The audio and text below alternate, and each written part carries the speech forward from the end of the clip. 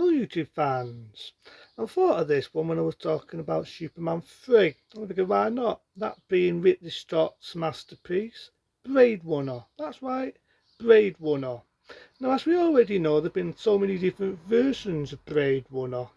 And a lot of people review Blade Runner, they review the director's cut. Me on the other hand, are going to review two versions.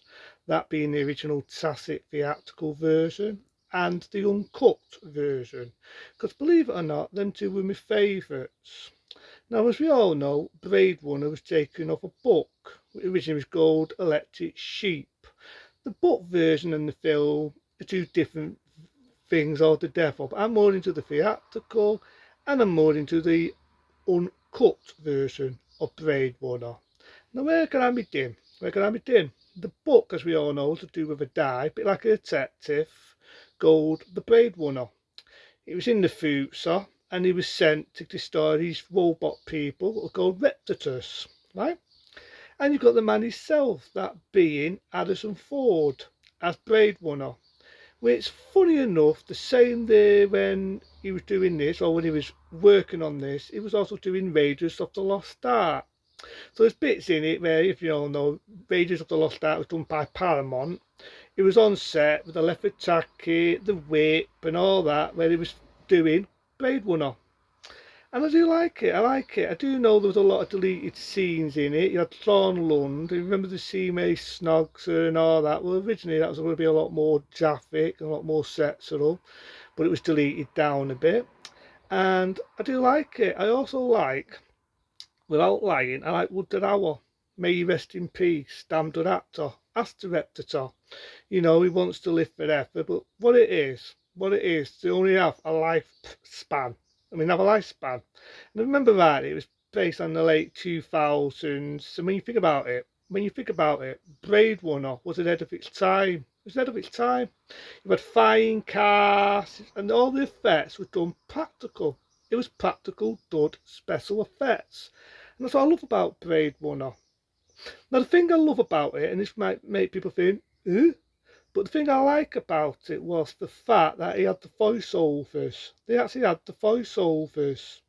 And Harrison Ford didn't like doing them. I liked it. Due to that style, it made it chic. It made it feel like a 1930s detective film. I mean, I always liked the way they played over the boilers. Like they did in, let me think. Like they did on Magnum PI. You know, Magnum PI, where John said it would talk and you hear the voiceovers of what he's thinking. I like that, and I also liked it in Blade Runner, whether it be the uncut or the theatrical.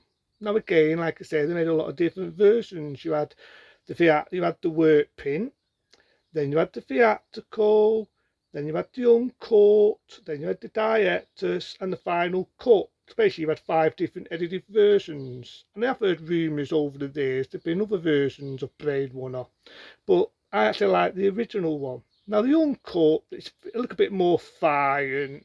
There's a bit in it where a guy gets his head crushed and he stabs the guy's eyeballs out, which wasn't in the theatrical. The scene where Woodard Howell kills one of the doctors. So that was a lot more violent. The woman fighting Harrison Ford and she pulls his nostrils up. That was a lot more violent. So there's a little bit where he shoots a woman and you see a lot more where he shoots her. That was a lot more violent. There's a little bit more blood in it. So that's the only difference in the uncut version. But whatever one you see, it's still a good version. I mean, I like the idea it was futuristic and it was dark and it was bleak. The only thing is, with this Scott, right, a lot of people thought, yay, the man that directed Alien. They thought, yay, Harrison Ford, Indiana Jones, sort of like Star Wars, and it wasn't. So in 1982, the film wasn't a success. It bombed. It bombed. I mean, it was in competition with Prototypes. There was in competition with, let me think, E.T., how could I forget that? E.T. There was in a lot of competition in that era. I mean, there was in a lot of competition with films.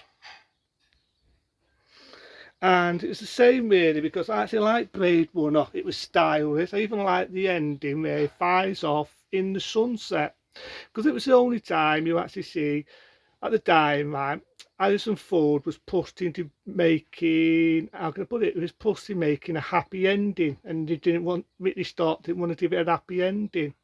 I never bought 1 minute that Harrison Ford was a reptar and all this. To me, he was a guy sent to kill the robots, you know, the reptitors, and he wasn't.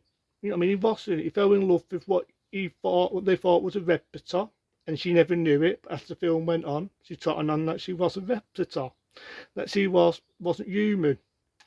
And that's what I liked about Blade Runner. It was different. I actually liked the music. And the ending, as we all know, was the same ending they used, would have been what they used for the opening of The Signing. It was actually what they used for the opening of The Signing. You know what I mean? I do remember that. I do remember the ending, what they used for The Signing, for the opening. And I always remember that music. Dee, dee, dee. Dun, dun, dun, dun, dun, dun, dun, dun, dun, dun. I'd also like the scene with Woodford Howard. He has some lines where he's dying, which is a very sad scene. He lets the duff off, and believe it or not, Woodford Howard improvised those lines. He actually improvised the lines, and it's very sad now. I mean, it's sad when I think about it, knowing Woodford Howard is no longer with us. Damn good actor, may he rest in peace. So I do remember the lines, what he said, Woodford Howard. You know, the eyes of tears, and if you could only see what I could see. You know what I mean? And yeah, the voiceover kind of spoiled it a bit because we knew what happened. We knew Harrison Ford had told us what happened. We could see with our own eyes. We heard with the epic lines. But the other bits of the voiceovers, I didn't mind. I know that Ridley Scott was rushed to have a happy ending, and he sooner have had, bear with me because someone's shouting my name. It's about the noise, somebody was shouting for me. But yeah, I do love it. I love the idea that it's repetitious. I like it, it was stylish, and again, it was all done practical. It was all done practical. None of this fucking CDR shit. It's just a damn shame the film didn't become a bit it, you know what I mean?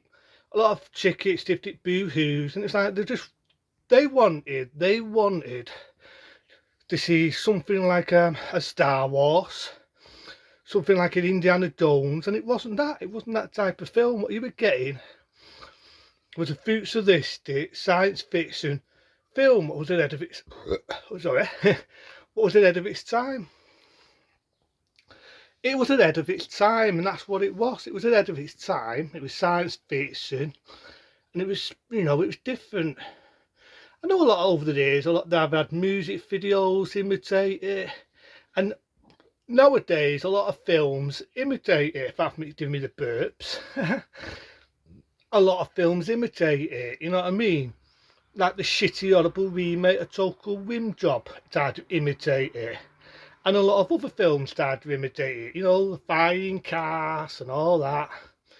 But this was brilliant, and that's it, the same guy who written the book, a couple of months after written Total Recall.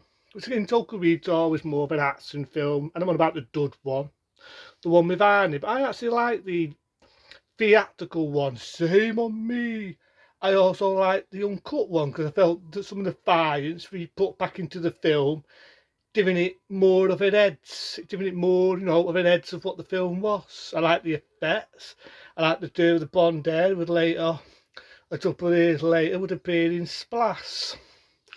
I like the performance by Woodford Howard, may he rest in peace. And who knows, one day on the road, I might talk about some of my favourite Woodford Howard films.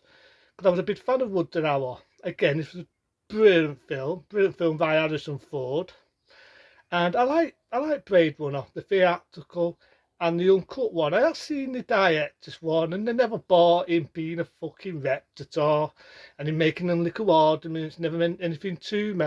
I never bought Harrison Ford being a fucking reptar. To me, he was a man sent to do a job. He fell in love with a woman who turned out to be a reptar, and they left, and it had the happy ending, and that's how I like Blade Runner to be. It was stylish. The only time you got to see daylight was in the original ending of Blade Runner. That is Ridley Scott wanted it to have the ending where he's on the run and he's with the woman and they're on the run. And one of them prefers a happy ending. So I just one of them that prefers the theatrical, or I prefer the uncut version. Other than that, that was Blade Runner back in 1982. fantastic science fiction futuristic film into then. I'll see you soon.